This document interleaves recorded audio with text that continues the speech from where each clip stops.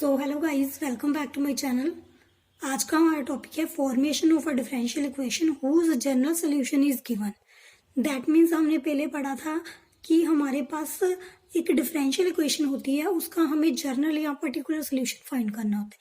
तो बेसिकली ये वाला टॉपिक बिल्कुल उसके ऑपोजिट है।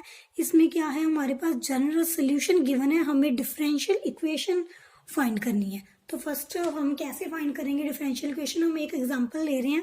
वो एग्जांपल क्या है, x square plus y square equal to r square.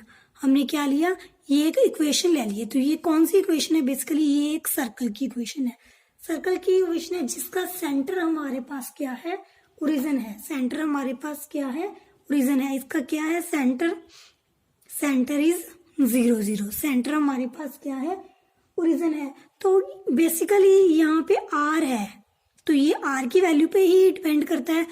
Are की वैल्यू जो जो हम ले जाएंगे, जो जो हम डिफरेंट वैल्यूज ले जाएंगे, वैसे वैसे क्या हमारे पास सर्कल्स आते जाएंगे। तो आर यहाँ पे हमारा क्या है, आर एक क्या है, आर्बिट्रेरी कॉन्स्टेंट्स है। तो सपोज जैसे हमने ले ली आर की वैल्यू ले ली, पहले कोई हम एक सर्कल ड्रॉ कर रहे हैं, जैसे दिस वन, जिसका क्या है, सेंटर क्या है हमारे पास 0 0 है।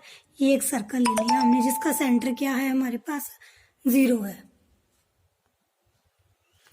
क्या है हमारे पास, सेंटर इसका क्या है, ओरिजिन है। तो ये हमारे पास ओरिजिन सेंटर का है, तो दैट मीन्स हमने ले लिया आर की वैल्यू सपोज कर ली 5 है। तो अब अगर मैं सेंटर 0 0 ले रही हूँ और रेडियस चेंज कर रही हूँ, कोई और सर्कल ले लिया मैंने, जैसे ये सर्कल ले लिया जिसका सेंटर तो 0 ही है बट रेडियस मैंने कोई 6 ले लिया, तो दैट मीन्स ये जो इक्वेशन है ये आर की वैल्यू पे डिपेंड करती है। जैसे जैसे हम आर की वैल्यू चेंज करी जाएंगे, इक्वेशंस चेंज हो जाएंगे। बेसिकली वो सारी इक्वेशंस होंगी तो सर्कल की, जिसका ओरिजिन 0 होगा और सेंटर चेंज, रेडियस चेंज हो जाएगा, आर की वैल्यू चेंज हो जाएगी। तो बेसिकली क्या है, इस इक्वेशन से ही हम सो मैनी सर्कल्स फाइंड कर सकते हैं।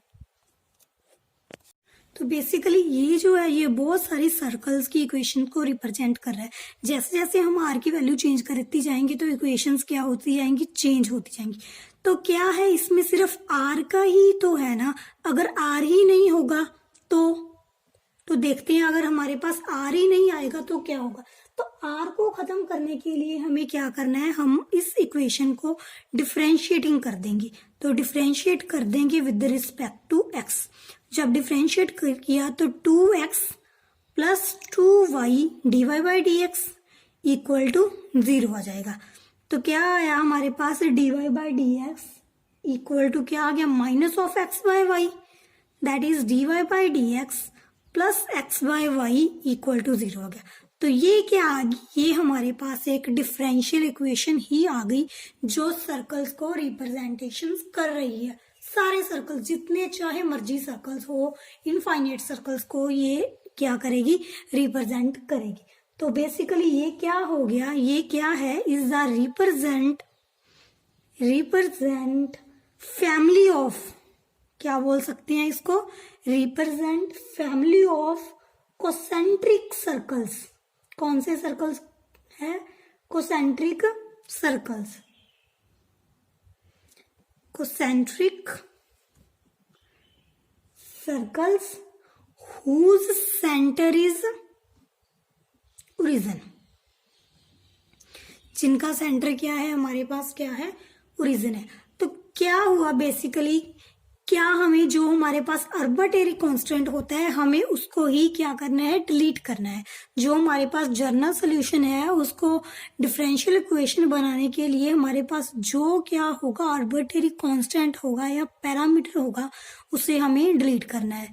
तो क्या करना क्या है, बेसिकली क्या होता है, जो जब हमारे पास जितने पैरामीटर्स है तो उतने टाइम्स ही हमें डेरिवेटिव या डिफरेंशिएटिंग करना है। जैसे यहाँ पे आर था, एक पैरामीटर ही था, तो हमने क्या किया, इसको एक बार ही डिफरेंशिएट किया, तो dy बाय डी एक्स किया हमने, एक बार ही डिफरेंशिएट, एक बार सिर्फ डिफरेंशिएट किया है हमने, इसको एक बार डिफरेंशिएट किया है।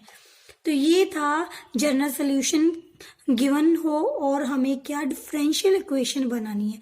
तो हम किसी की भी बना सकते हैं, कोई पैराबोला हो, एलिप्स हो, कुछ भी हो, सर्कल हो, पिरामिड हो, किसका जो भी हो उसकी हम क्या डिफरेंशियल इक्वेशन बना सकते हैं। तो हम एक एग्जांपल ले रहे हैं इसको सॉल्व करने के लिए। एग्जांपल के साथ देखते हैं हम कौन सी एग्जांपल है हमारे पास। एग्जांपल है from a differential equation represented the family of curves y equal to mx, represent the family of curve y equal to mx। तो एक एग्जांपल के साथ हम सॉल्व कर रहे हैं। From the differential equation represent the family of curve y equal to mx where m is a constant. तो हमें एक डिफरेंशियल इक्वेशन फाइंड करनी है इसके बेस पे। तो क्या कैसे करेंगे हम, y इक्वल टू mx हमारे पास दिया हुआ है तो इसको हम डिफरेंशिएटिंग कर देंगे, डिफरेंशिएट कर देंगे विद रिस्पेक्ट टू x। जब डिफरेंशिएट किया तो क्या आएगा, dy by d x equal to m। That means ये हमारे पास क्या हुआ, m की वैल्यू आ गई। तो ये जो m की वैल्यू है इसको हम फर्स्ट इक्वेशन में पुट कर देते हैं। तो पुट इन 1 कर दिया तो y equal to dy by d x into x आ जाएगा।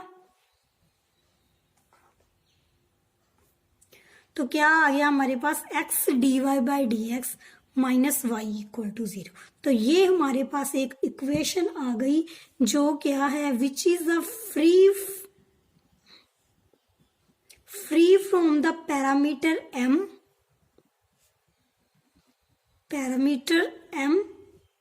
and hence it is the required differential equation। तो ये हमारे पास क्या आ गई, एक डिफरेंशियल इक्वेशन आ गई जो क्या है, फ्री फ्रॉम पैरामीटर है। दैट मीन्स हमारे पास एक पैरामीटर था m, तो हमने dy बाई डी एक्स किया। अगर हमारे पास दो कॉन्स्टेंट्स होंगे, दो पैरामीटर होंगे तो उस अकॉर्डिंग ही हम क्या करेंगे, इस इक्वेशन को डिफरेंशिएट करेंगे। तो ये था आज का टॉपिक। जिसको भी इस टॉपिक में प्रॉब्लम है तो मुझे कमेंट बॉक्स में पूछ सकता है।